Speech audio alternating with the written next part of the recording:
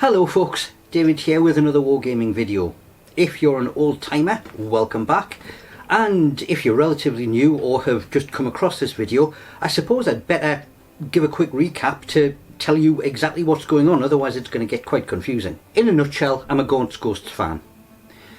Sitting on the pile of shame I have an old army, Gaunt Ghosts, and I am going through the process of getting that back to battle ready because it did get transit damaged about 15 years ago. But back when I originally made that army, I decided I want some opponents for them, so I started on creating an army based around the Traitor Guard from the books, Blood Pact, and some of the other units as well. Now, as I said, Gaunt's Ghost has been sitting there on the pile of shame staring accusingly at me for a good 15 years, and just before Christmas I dragged them out and I started doing repair on them.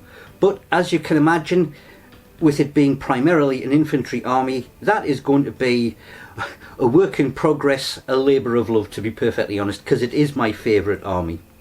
You'll be seeing more of those in the coming weeks, months, however long it takes me to get through them. Now, while the Tanith are a purely GW army with some very minor additions from other manufacturers just because an awful lot of the miniatures have been converted, the Blood Pact, well, yes, there is GW stuff in there, there is an awful lot of proxies from other manufacturers as well, because they look nice and they fit in, and I'm not going to be using this for a tournament army, it's going to be for casual play, and so why not? It looks good and I'm enjoying making it. So this is the state of play with them at the moment. GW wise, there are Chaos Cultists, which align with the early Blood Pact troops in their sort of green livery that were in the earlier books. There's some World Eater Space Marines because they do crop up once or maybe twice in the books. The bulk of the Blood Pact infantry are from Wargames Factory, with a few GW bits and bodies thrown in just to bulk out the numbers. They've got a Chimera Transport, which is a Timu knockoff. As for the Stork Tanks, they are Conflict 47 miniatures. I couldn't find much in the way of reference material for what a Stork Tank was supposed to look like, but these had legs and they were a present, and I thought they will fit in absolutely beautifully. So that is the state of play of where I am at with both armies. Now, I did make myself a New Year's resolution. Anything new that was purchased or given to me as a gift was not going to make it onto the pile of shame. It was going to get priority and I was going to get it finished and gradually chip away at the existing pile of shame to actually get that down. And that is the stuff that I am concentrating on at the moment. So in reverse order of least done to most done, let's have a quick update on what I've been doing and where I'm at now. This is another miniature from Timu. It is going to be part of the Fantine Flying Corps, so it is Imperial Guard reinforcements. Back when I first did the Tanith, flyers were only just coming into the game. It shows you how old that was. In fact, they were called Imperial Guard rather than Astra Militarum at that point. And while I never included any flyers in the army, I did have a little bit in the way of anti-aircraft cover in some of the units just to cope with it if anybody did actually include anything in their forces. But it seemed sensible that they should have at least a flyer, and the Fantine, apart from appearing in the Gaunt Ghosts books, have had a couple of their own novels, so I thought I would grab a flyer. And while this is going to be one of the last ones that is done, this is the very last of the new purchases and it is already underway, so it's not going on the pile of shame.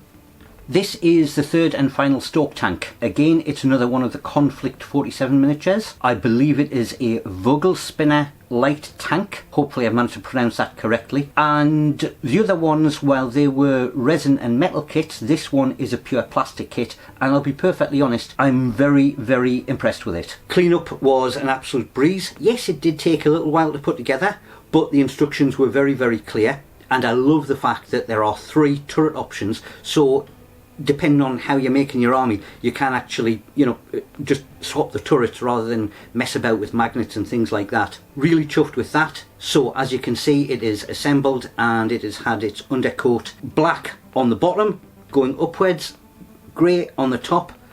For vehicles or larger models, I have learned that as a trick, that if you do a darker colour underneath and then a lighter colour on top, it actually adds to the whole shading of the miniature. Sticking with the armour, I've got another couple of Temu 3D printed miniatures.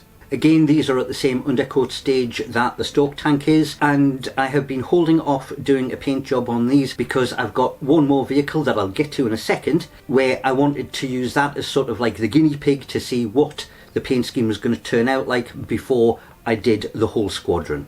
Slightly more advanced in its paint scheme is this Blood-Packed Interceptor. Now this was a Christmas present and it has had some minor conversions in terms of getting bigger guns added onto it. It's past the undercoat stage, it's got its top coat on, but none of the detail work has been done as of yet. That is hopefully the next one that is going to be completed after I have finished the tank, which I'm about to show you. But before we get onto that tank, there are two more miniatures that I want to show you that are well in the process of almost being done. And these ones aren't new purchases, these ones are from the pile of shame. Now, one of the things that I realised the army was missing was some elite picks. I've got armour and fast attack and troops covered, but elite I was very shy on. So I actually did go back onto the pile of shame and started dragging some stuff off there. The first one is this one, and long-time viewers will know that I have a love-hate relationship with this particular miniature. It came in with the box set where the World Eater Marines and the Chaos Cultists came from. It is a Chaos Hellbrute, and it is one of those miniatures where on occasion I will pick it up and do a little bit more painting on it. It has advanced from the last time it was seen, and it is still a work in progress. No, it didn't come from the books, but at least I had the miniature for it, so it's going into the army. The other one, however, does come from the books, and this is the first one of what is going to be a unit of 10. It's a Loxatl mercenary. It is going to proxy in for Ogryn because it's got that close compatibility with its Dew Claws, and it's got its flechette cannon, which is kind of the equivalent of a Ripper gun, and it's a bit tougher and harder to kill, etc, etc. That one has been undercoated and is now just waiting for its actual paint scheme. But the one that I am going to be working on today is this one. It is the second of the Steg 4 miniatures that I got from Temu. There is just a little bit of touch up in terms of rust effect and cleaning up some of the gun areas and the tyres, and this one will be done. I'll put some iconography on it, and hopefully this will be a good enough paint job that I will be able to use this as the template for getting those other two tanks done. So let's head to the workbench and get this one out of the way. Yeah, long-time viewers will know that when I am doing rust effects, I essentially use two colours. I use an orange for newer rust and a brown for older rust. In most of the cases when you've seen me doing this, I've used the orange first to get a bit of rust kind of on there, and then dulled it down with the brown, because in most cases I've been looking for an older rust colour. But in this case, I'm actually going to do it in the opposite direction. I'm going to use the brown first, and then the orange is going to go on top because I want it looking slightly newer. Now, there are two reasons for this. The first is that this is supposed to be an ochre colour, and I want to kind of lean into that colour scheme and go more towards sort of like the oranges and reds to give it a point of difference to the Narmenian armour. So I want the orange a little bit more on the prominent side, so it's a little bit more of an overpowering colour and leans more into that sort of ochre territory. The second is that the Ferozoican armour, Ferozoica is a manufacturing hive world in and of itself. Therefore, it is more likely that their vehicles and tanks and things like that are going to be newer. Therefore, any rust on them is going to be relatively new rather than, you know, old and ingrained. So that is the order that I'm going to be doing it in. And the brown goes on first, and again it is that stipple effect. I'll just get most of it off there, and it is again just going to be around sort of like those kind of exposed corners. That is where I'm going to highlight it, and I'm not going to go too zealous on this. That's probably enough there for a spot colour. I'll quickly get on and do the chassis. And with the brown on, I'm just going to go back over those brown areas with some orange. Just make sure it's not too doped up on my sponge. Yeah, that's coming out not too badly at all. Right, I am more than happy with the way that this colour scheme is turning out. There are still some finishing touches to do. The weapons need to be redone in black and then a silver dry brush done on top. The tyres need to be redone because obviously where I've been using that sort of sponge dab method, some of it has gone onto there and that doesn't necessarily look correct. And I've got to pick out a few things like headlights, and I do want to put some iconography on, but I will get that cleaned up and yeah, maybe check back in when we're starting to put vehicle markings on. You know, with the tyres cleaned up and the metal done on the guns, I would be more than happy to pop that onto the tabletop as is. I've even put the turn signals and the headlights on there as well, but there is something missing. And to be perfectly honest, I think it is also missing from the stoke tanks as well, and that is stuff like unit markings and iconography, because I have got that on the Armenian tanks and it just kind of finishes it off and sets it off. So I'm just going to freehand in some corn markings here, hopefully.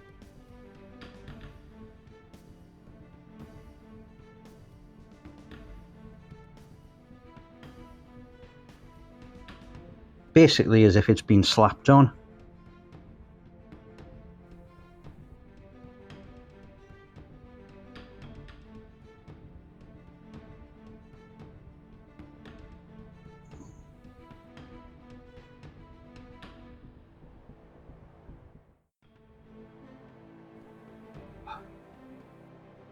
And I went for red rather than the sort of traditional bronze because I thought bronze would blend in a little bit too much. Hopefully that red does stand out at least a little bit, but it's keeping with that sort of reddish, yellowish, brownish colour palette that is the ochre.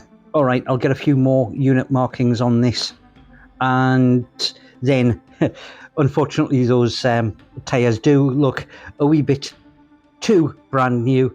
So we'll do a little bit of weathering on that and we'll probably call it done. And that's it all complete with its markings, and because I had a little bit of extra time, I also added the missing markings from those stoke tanks as well. There was a few other things that I did to advance a couple of the other projects, but I will cover those more fully in a later video. Speaking of which, feel free to head over to the community section. There is a poll currently running. Depending on what you guys want and what you put in the poll is going to depend on, once I've got these Christmas and New Year acquisitions out of the way, what kind of video I'm going to be doing for the next one. You guys get to vote. Anyway, that is probably about it from me. If you have enjoyed what you've seen and you haven't already, please do consider hitting the like and subscribe button. Do all that social media stuff. Love to hear from you. Comment section is down below. Until next time, which should be in the very near future, toodle pip for now.